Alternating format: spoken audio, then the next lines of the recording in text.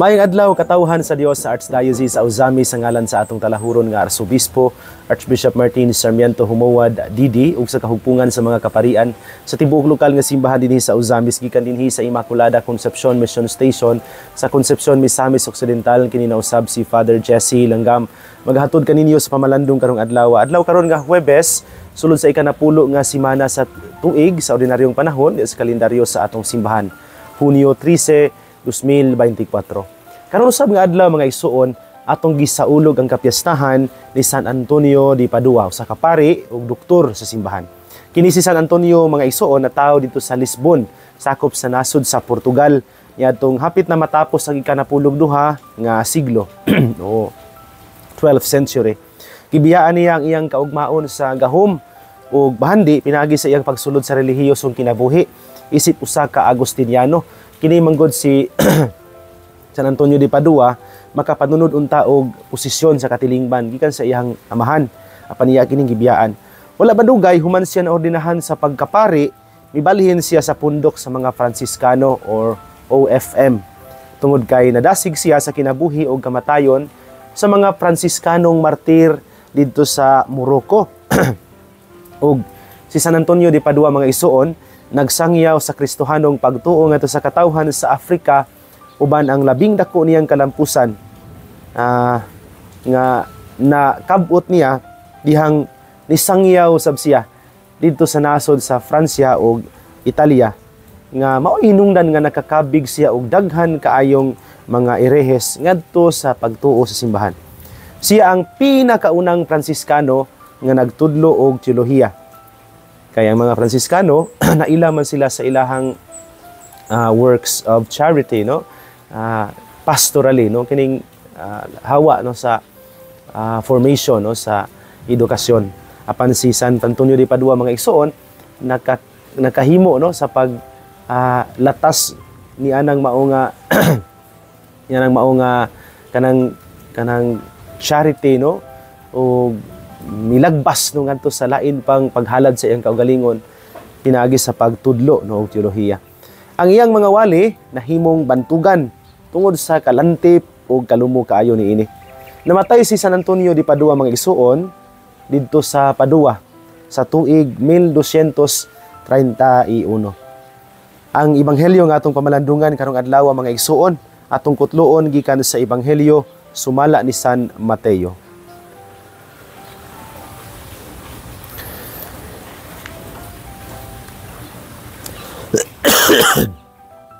Si Jesus miingon sa iyang mga tinun-an, "Busa mag-ingon ako kaninyo nga dili kamo makasulod sa gingharian sa langit kung ang inyong pagtuman sa kabubuton sa Dios sama lamang sa gihimo sa mga magtutudlo sa balaod ug sa mga Pariseyo. Nasayod kamo nga ang mga tawo giingnan kaniadto ayaw pagpatay, ang makapatay taralon sa hukmanan. Apan sultihan ko kamo nga ang masuko sa iyang isig katawo dad-on ngadto sa maghuhukom ug ang maghingalag kwanggol sa iyang isig katawo taralon ngadto sa labawng hukmanan ug bisan kinsa nga moingon nga buang ang iyang isig katawo malagmit nga mahiagom sa kalayo sa impyerno. Busa inigdala na nimo sa imong halad sa Dios ngadto sa halaran ug didto mahinumduman mo nga nasilo ang imong isig katawo biyai ang imong halad atubangan sa halaran ug adtua dayon ang imong isig katawo ug pakig-uli una kaniya. Unya balik sa halaran ug gihalad ang imong halad sa Dios. Kung may mukiha kanimo ug dad-on kaniya sa hukmanan, pakighusay kaniya samtang may panahon pa ug wala pa kamo moabot didto. Kung kamo moabot na sa hukmanan, itugyan kaniya sa huwes ug ang huwes mutugyan kanimo sa pulis ug ibalhog ka sa bilangguan. Ug timan-e, bilangguon ka didto hangtod kabayran mo sa hingpit ang imong multa." Mga igsuon, ang ebanghelyo sa Ginoo. Taygon ikaw o Kristo. Mga igsoon ko diha ni Kristo, maayong adlaw mag-usab kaninyong tanan. Tulog ka mga importante kayong mga butang nga para nako mao gipahinumdom ni Jesus nganhin nato diha sa ebanghelyo karon. Una, nagtudlo si Jesus mahitungod ni ining hypocrisy o pagpakaaron ingnon. Diha sa panaglalis, panagdibatihay no, ni Jesus o sa mga eskriba o mga Pariseyo, atong makita dihang si Jesus mismo ang may point out sa pagkahipokrito ni ining mga Pariseo, mga eskriba, mga isuon. Yes, they were truly experts of the law of Moses. They were experts in the interpretation of the law. Maayo gyud sila. Gani si Jesus mismo ang nag-ingon nga sila angay tuuhan sa ilahang pagpanudlo, no? Sa balaod ni Moises, tungod kay batid sila dihang napita. Pero dinhi usab nato makita og maila nga ang ilang kabatid taman lamang sa ilahang ulo. Mao ning miingon si Jesus karon diha sa ebanghelyo nga ang ilahang pagsunod sa Ginoo, pagtuman sa kabubuton sa Dios, sama lamang sa gihimo sa mga magtutudlo sa balaod. Taphaw, lip service. Taphaw lang. Mao ni nga si Jesus miingon, I tell you, unless your righteousness surpasses that of the scribes and Pharisees, you will not enter into the kingdom of heaven. So pangutana dinhi karon mga igsuon kung ang ato bang pagka sumusunod sa Ginoo, ang atong pagkabinunyagan nga Katoliko, ang atong pagka hinibahon, ang ato ang pagka maampuon kaayo, asa ba ni kutob? Kutob ba ni sa ato ang tibuok nga kinabuhi, latas nga to sa atong mga buhat o mga pulong, o diha lang taman sa hunahuna, o diha taman sa atuang mga ngabil. Maayo ka ita nga mo proklamar sa pagtuo, sa atuang pagampo, sa atong pagsimba sa Dios. Pero when it comes to making our faith known through our actions, kulang basab sama sa gibuhat o sama sa mga Pariseo o sa mga eskriba. Nindot yun mga isuon nga makabaton ta sa sasamang kadasig o kaikag sa pagtuo o pagpakita ni ini diya sa buhat di San Antonio de Padua nga sama sa kung giingon sa unahan atong gisaulog ang kapiyastahan karong adlaw. Tiyaw mo na nga sa iyahang pagkadasig sa pagtuo, iyang sangyaw ang pagtuo ni abot sa Afrika, no? Abot sa Afrika nya, iabot siya Italia o Fransya, nya didto iyahang gisangyaw ang pagtuo nga nakakabig og daghan kaayong mga irehes. Tiyaw mga irehes gud na, no? Put pasabot nga kining iyahang gibuhat nga nakapakabig og daghang mga irehes, for sure dili ra gyud ni tamas pulong. Tinuod nga langtip ang iyang mga wali ug puno sa kalumo. Pero sure gyud ko nga ang nagpahimong buhi sa langtip niyang wali og malumo nga pagpaambit sa pulong sa Dios, ang iyahang kinabuhi nga gipuy-an. Kita pulunta, more than lip service, more than kanang sana labaw paunta sa hunahuna lamang, kundili ang atong paghigugma o pagsunod sa Dios, kundili diha gyud sa atong inadlaw-adlaw nga pagkinabuhi, dayag nga makita ang atong pagtuo, pagmahal, paghigugma sa Ginoo. Ikaduha mga igsuon, karon sa ebanghelyo si Jesus nagpahinumdum usab kanato mahitungod sa paghukom o judgment. Jesus reminds us not to judge our neighbors o bisan kinsa. Makadumdum ko sa una dihang kapila kahigayon ko nga singgitan, no? Anang daghan kay mga tao. Sigit-sagitan ko ba, no? Nga kanang sana tungod lagi kay wa ko mailhi, di kami nagdi ta mailhan anang mga tao nga seminarista ka, seminarista ri ka na, no? Yasi kana bitaw dili po ta kahibawon sa hinungdan og rason nganong ilahatang sagit-sagitan. Pero lami gyud untang mubalos pod, no? Nya uban pong pagbati ba tinukmo sa pagbati nga tawhanon nga nagitoy kausano nga murag na offend ko, no? Tungod pare na ko niadto. Nya gingnan ko nga lingkod man ko sa lingkuranan sa pare, no? Nya bag-o pa Ginoon po kong pare adto, di po na ako ma-blame ang mga tao nga wasan sila kailan ako. So nga ayaw dihag lingkod dong. Anong lingkod-lingkod man ka diha nga para ra man as pare. Ako pod naka ano man day og bisag dili pare unta ba, no? Dili lang unta inatuon pod pag istorya, dili lang kasab-an. Dili lang pod unta ba masuko ba. Inayon day istorya nga ayaw lag lingkod diha dong, pananglit dili ako ang pare ba, no? Ayaw lang lingkod diha dong kay para nas pare, hinayon lang istorya. Nganong og murag dili pare, nganong husgon man pag istorya pero og pare dinangga kayo bitaw, no? Atiman yung ayo, no?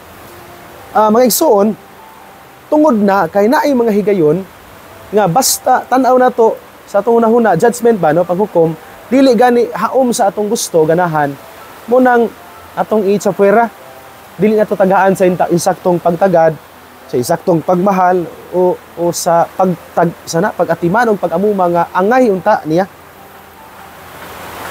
mo ni nga gipahinumduman kita karon sa ebanghelyo mga igsoon. Di gyud ta maghukom sa atong isig ka tawo. Labaw sa tanan. Dili nato isipon si bisan kinsa nga ubos nato, kun dili nga kita managsuon og susamang dunay susamang dignidad at tubangan sa Dios. Mga pinangga kita kanunay sa Dios. Mo bitaw ni nga diha sa ebanghelyo si Jesus gawas nga naghisgot mahitungod sa sala sa pagpatay, minaog ug may palawom pagyud si Jesus ngadto sa dugukan ni anang maong sala yung sa pagpatay sa atong isig ka tawo. Not only physically killing the person, but killing the person, especially of his dignity. Muna diha sa ebanghelyo, si Jesus miingon.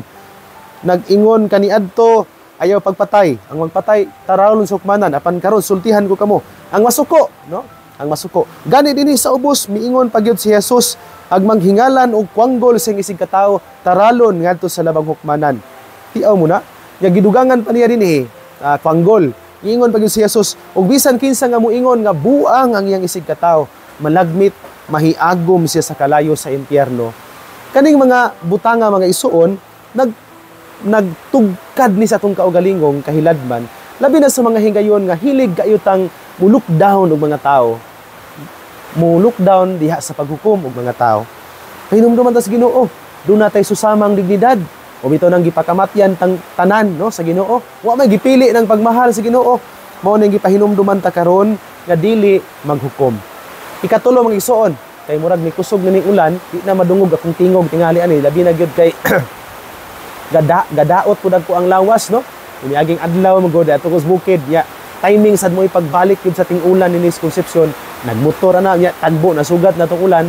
Mo nga pagawhaw atong tingog no. Gihilantan, gisipon, dayon giubo pa gyud no. Pero hopefully mawara ni.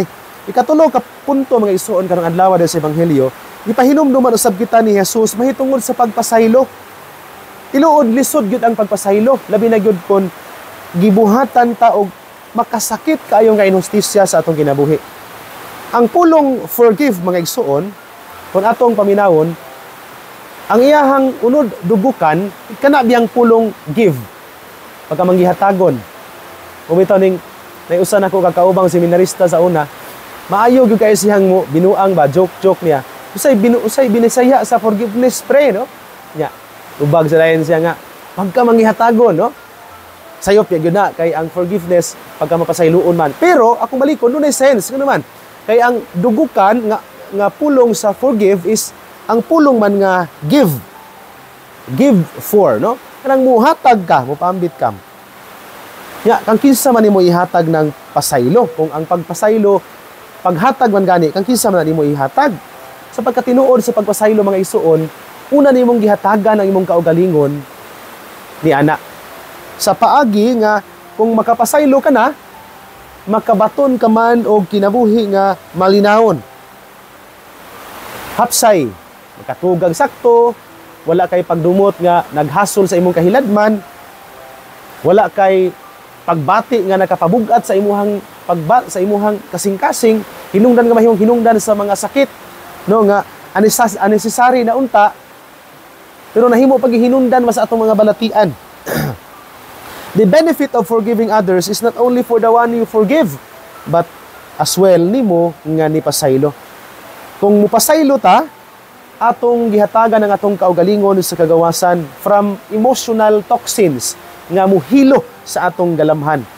Nga gawas nga muhilo sa atong galamhan, mukaon og muut-ot sa atong tawhanong kinabuhi. Kaduha, sa pagpasaylo mga igsoon, atong mas gihatagan og luna ang Dios sulod sa atong kasing-kasing. Kay kung ang atong kasing-kasing na puno sa pagdumot, asa man nato ibutang ang Ginoo? Ang Ginoo nga mahigugmaon, ang Ginoo nga mapasayloon ug manggihatagon. Diya sa ebanghelyo mga igsoon, iyahang gidasig ang tanan no, nga nasilo kanimong imong isig ka tawo, pangayog pasaylo niya. Bisan og naa ka sa halaran, ulahan gito no. Kay mas bililuhon di ay ning dili sa atong tawhanong relasyon sa usag-usa nga wa gyud mabugto bisa sa atong paghalad, no? Nindot yun ang sa dili pa ta muhalad aron makonekta nato, mas ma-enrich nato ang atong connection ngadto sa Ginoo. Una natong gi-enrich ang atong pagpaningkamot nga makigsuod sa usag-usa. Tulo to ka punto mga igsoon. Una, mahitungod sa hypocrisy kung pagpakaron ingnon. Ang ato bang pagsunod sa Ginoo ininuod ba gyud ni? O taman lang, taphaw lang, taman lang sa atong mga ngabil. Ikaduha, mahitungod sa paghukom. Di gyud ta maghukom sa uban o maghuna-huna nga ubos sila nato. Kay managsama raman kitang dignidad ug managsamang gimahal sa Dios. Ug ikatulo, mahitungod sa pagpasaylo. Inahanglan gyud nga magbaton tag kasing-kasing nga pasayloon. Kay kini mauman ang maghatag og dalan alang sa kagawasan sa kaugalingon ug dalan aron nga makapuyo sulod nato ang Ginoo. Mga igsoon dinhi na lang kukutob pan sa dili pa nako tapuson kining pamalandong, tuguti una ko sa pagtunol sa akong greetings sa tanan nga karong adlaw nagsunod kanato dinhi nining atong programa. Salamat kaayo sa atong mga suking tigpaminaw, labi na sila nga naa diha silang tagsa-tagsa ka mga panimalay karong adlaw. Kaninyong tanan daghan kaayo salamat. Akong pasalamat sa mga sika drivers nato, mga motor cab drivers nga nagsunod kanato dinhi atong programa. Labi na gyud si Rodel Alamilio sa iyang pamilya, no, diha sa Banyadero, no. Salamat kaayo, maayong buntag nimo diha, kuya, no. Sa mga vendors nato diha sa mga merkado, labi na gyud kang Ate Marivic Raagas, atong amiga kaayo diha sa merkado. Sa iyang tibuok pamilya nga walay puas gyud na sila nga nagtabang nato, nga suporta nato dinhi sa simbahan. dili sa Concepcion ra, dinhi sa tibuok Archdiocese dinhi sila nagsuporta, nagtabang nato. Sa atong mga sales ladies, mga baggers diya sa atong mga tindahan, labi na sa mga malls karon, may buntag ninyo. Mga drivers nato sa atong mga public utility vehicles, mga van, mga bus, may buntag ninyo diha, no. Sa ato ang mga mag-uuma, no, labi na dinhi sa Concepcion, no. Akong greetings sa akong mga silingan nga mag-uuma nga timing kaayo gyud, no, namugas sila unya nag-abuno, no, ulan bitaw na, no. Hopefully dili lang pud kaayo mukusog ning ulan aron di pud mga lata ang ilahang mga tinanom. Bawi gyud ni, no, sa pila ka mga bulan nga wa gyud ulan, no. Nindot kaayo nga nasinati na tagbalik sa ulan, gani ang background nato dinhi. Kung makadungog mo sa kanaas gyud, no, kinanaas sa ulan nga mitagak, no, mitulo diha sa mga dahon sa mga kahoy natong palibot, no. Ni anata, no, sa panahon sa ating ulan, sa tempo nga mao gini siya ang natural nga tempo dinhi sa timpo, no, dinhi sa bukid sa Concepcion, no. Tugnaw, magfag, no, gani nagsugod nagfag sa likod nya, mag-ulan, no, dili nimo matag-an ang ulan. Salamat kaayo. Ako pud nga ipaabot ang akong pagpasalamat ngadto kang Mayor Jesse Vinia, no. Atong miaging adlaw nagmisa ko, gipaubanan ko niya driver, no, ngadto sa bukid aron mo kuyog nako sa akong misa, no. Nya murag paubanan na sad ko niya ug mapuhon karon ug mapuhon ug laing driver para sa mga misa sa baryo. Hopefully maayo atong lawas, no, mauliwan na ta sa atong gibati, makadrive na tagbalik, no, sa motor. Salamat kayo, Nanay Jessie, no, atong mayura din sa sa lungsod sa Concepcion, no. Salamat sa ako mga kauban sa buhat. Labi na gud ako mga kauban og mga kuyog-kuyog nako sa mga misa. Diyan nato dinhi si Seminarian Antonio Go Jr., Antonio Go III, no. Salamat kayo, Brad Taichi, no, kang mga atong mga knights o mga altar servers, atong mga lay ministers at the same time, si Jeric Langgam akong manghod, si Christian Andikoy sa Kapuli, si Marco Gayola sa sentro dinhi sa GSK 2, si Adonis Aranas, no, sa GSK 2 gyapon, si Junmar Lumayog sa Kapuli, si Marlon Pactol pod, no, ato ang workings kumbinto na kuyog nato kanunay dito sa mga baryo. Kini sila, no, bahalag mga ligid, kinataw-anay lang ni, no, pero grabe ni sila ang mga bataa kun mainggan niyo sad, no. Di gud kanila biyaan. Salamat kaayo, no, kang balikon kang Jeric Langgam, kang Christian Andikoy, kang Junmar Lumayog, kang Marco Gayola, kang Adonis Aranas, kang Marlon Pactol. Salamat kayo. Salamat sad sa atong mga kabatan-unan kay karong simanahan nangandam ta pag-ayo para sa Summer Youth Camp nga mahitabo sunod semana sa 21, 22 o 23 adlawng Biyernes, Sabado ug Domingo kana. Nangandam pag-ayo nga itong mga batan-on pinanguluhan ni Miss Janilyn Luquias, no. Salamat kay ninyo sa inyong pagpaningkamot. Salamat sa suporta, no, sa pundok sa mga kabatan-unan gikan sa tibuok parokya. nanginaot ko sa inyohang padayunong kadasig diha sa pagpangalagad. Taliwala sa nagkadaiyang mga hagit karong panahon na magpadistansya nato, magpadistansya ninyo diha sa simbahan, labi na sa mga trabaho, pag-eskwela nga to sa mga lagyong dapit tungod kay ato mga batanon dinhi sa parokya, tungod sa kawadon mangita silang mga scholarships. Nindot gani karon no, tungod kay daghan kayo mga scholarships gyud no ang atong gobyerno. Ato ni pasalamatan si Governor no ug ang atong mga kongresista, ang mga naa sa gobyerno ba no nga naningkamot nga makahatag nga ng mao nga mga pribilehiyo. Dili man na ilaha pero agikan gina sa gobyerno pero inaagi nila ba nilapnag no ni daghan dinhi sa ato ang katilingban. Muna dinhi sa konsepsyon ng mga batan-on dinhi kay uban to as Tanggob, uban to sa Uzamis just to avail scholarships no pero manguli ni sila no aron maghugpong muambit mutambong niining summer youth camp no. Salamat kay ninyo mga kabatan-unan. Wag ko laing pagampo no sa akong usa sa akong mga misa. Apil na sa akong intensyon no ang kadasig alang sa mga kabatan-unan. Labi na gyud atong mga lagyo nga mga kapilya o mga parokya. Anagi mga parokya nga dili sila makapadala sa ilahang mga kanang mga representatives tungod pud sa kawadon gyud no, lisod gyud. Bisan gani og ato silang oferan nga kuhaon pero gikan pa lang daan sa ilang mga kapilya, magbaklay pa sila sa highway, murag time consuming na nila sa dili nato sila mabasol nga dili gyud sila kaanhi no. Mao na nga ato na silang iampo gihapon no nga makabaton sila kadasig pod no nga musubra pa kadasig sama ni San Antonio de Padua nga atong ipistahan karong adlaw. Salamat sa mga mitabang nato nining maong kalihukan. Akong pasalamat kang Mayor Jesse Vinia nga mo'y nadali-dali nato ang mga pundok sa sakop sa LGU no nga matag karon og unya murag magsunod na lang tingali ning mga solicitations ba para magpatabang bitaw ta dinhi sa parokya.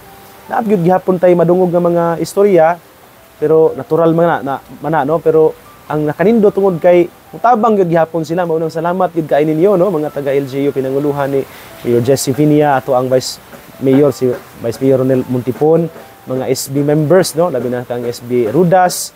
Ako din condolences sa pamilya Rudas no sa pagpanaw sa ilahang amahan sa pamilya no si Tatay Sergio Rudas. Suod pud kay nato no sa parokya duol ra kay ilang balay no atbang lang sa kumbinto. Na dihugan pa nako ni si Tatay Sergio no. Kung pag-ampo day pod no alang sa kapahulayang dayon ni Tatay Sergio. Sa pamilya Ponce, Kabasag, Luquias, Montipon, Rudas, Lumbay no. Tumagna, salamat kaayo ninyo sa inyong makanunayon nga pagsuporta kanato. Mga SB members nato ni sila. Ako po nag-condolences sa pamilya ni Father Junly Sarenas, Father Cody no. Condolences, prayers sa pagpanaw sa imuhang papa pod no. Si Julio no. Salamat atong pag-ampo no alang niya no sa iyahang pagpanaw. Pasalamat sa iyahang paghalad kang Father Cody yang anak aron mahimong pari no sa Archdiocese sa Ozamis. Ug sa tanan nga nagsunod ining programa kaninyong tanan daghan kaayong salamat. Usbon ko dinhi na lang kukutob ug kalimot ang pulong sa Dios ang ayan gayud nga pamation, pamalandungan ug paningkamutan nga mapuy-an. Ulahan ang tawo nga naningkamot magpuyo sa pulong ni Jesus, isama siya sa usa ka kahoy nga gitanom daplin sa sapa. Kansang mga dahon bisan kunting init dili gayud malaya ug timpo sa ting bunga, muhatag usab siya kanunay maayong bunga. Igsuon ug manaw sa buban sa panabang ug pangamas atong mahal nga inahan si Santa Maria. Atong gitawag mga misamisnon ug ang Birhen sa Puta ang Dios sa kanunay magapanalangin unta kaninyo sa ngalan sa Amahan ug sa Anak ug sa Espiritu Santo. Amen. Magamping ug magampo kanunay igsuon.